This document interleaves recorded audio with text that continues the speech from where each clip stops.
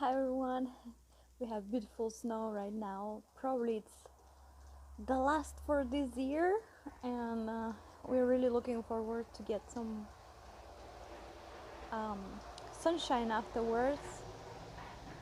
I cannot wait.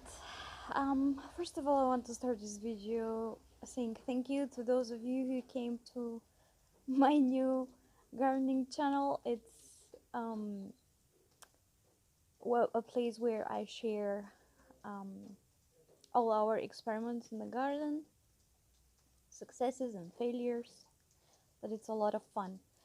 Um, and second of all, today I want to share with you some thoughts about the chaser part of the twin flame, because um, it's more often that we all speak about the runner, but what about the chaser?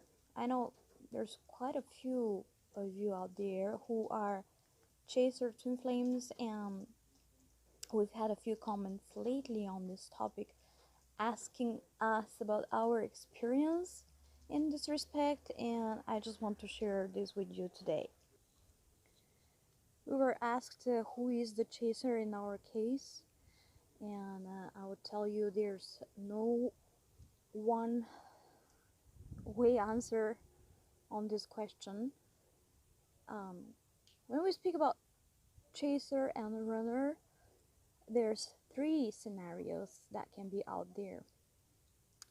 You can be the chaser yourself, you can be the runner, the one you're watching right now, or you can be exchanging roles from some time to time, which has been happening between us with Andre.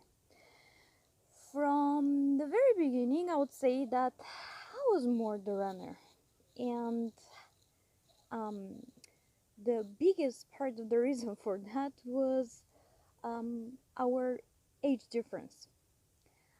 By the way, we are thinking of making a new video probably this week coming, um, who exactly we are and some more information about us, because this video is already quite old and perhaps we need some update. But yes, it was Andre who first of all found me, and he made the first step of things to start moving between us. And as a runner at that point, I will tell you that I was afraid. I was really afraid. I was surprised. I was shocked. I didn't know what is happening because I was never imagining such a connection, such a relationship um, with such a big age difference between us.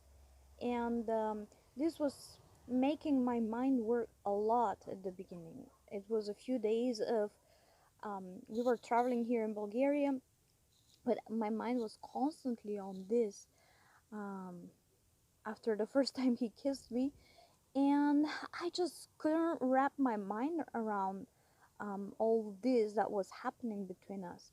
It was an explosion of feelings, um, desires, of love, very beautiful love, but the mind was interfering very seriously. And I would say that me, as an emotional type of person, that was the biggest challenge for me. I've been struggling with fears myself since very little, and until at the point when I met Andre, I had already overcome a big part of my fears. But um, when he appeared in my life, it was apparently to trigger a big part of fears that I was not even aware of, and um, I started working on them very actively from the very first moment. But then with time, uh, when things were growing between the two of us, there were moments when I was the chaser, and um, as taking playing this role at that time, I would say that, again, a very big reason for that was fears.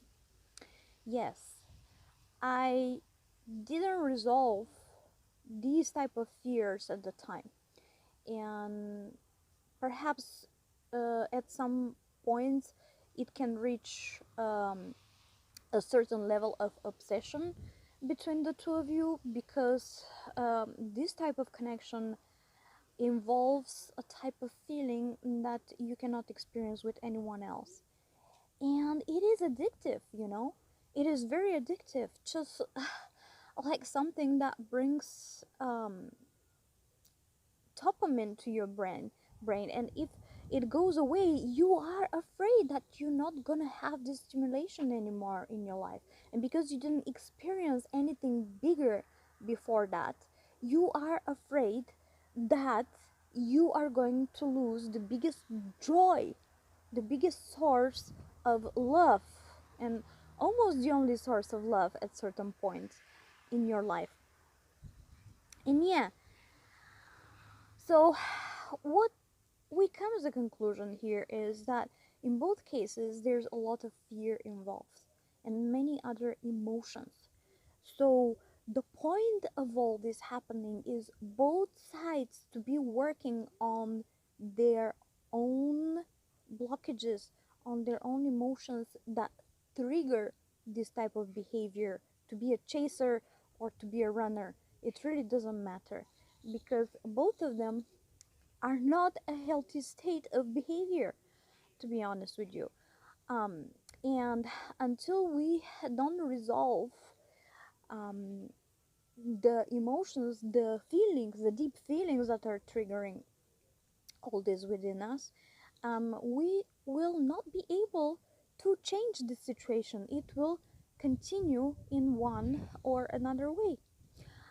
You know, when we are coming here on earth, it is the higher self that manifests our coming here.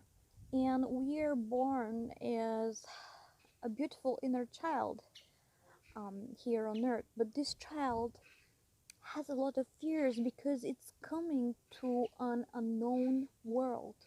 And the connection with your twin flame is exactly this. You didn't have a chance to experience this until now. You cannot experience it with anyone else. And it is absolutely normal to react in one of these two ways. You can be a chaser or a runner in a regular relationship as well.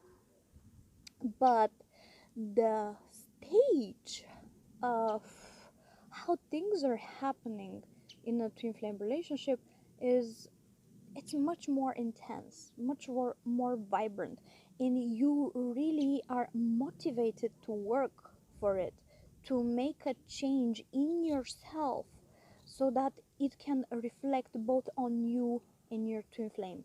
That's right.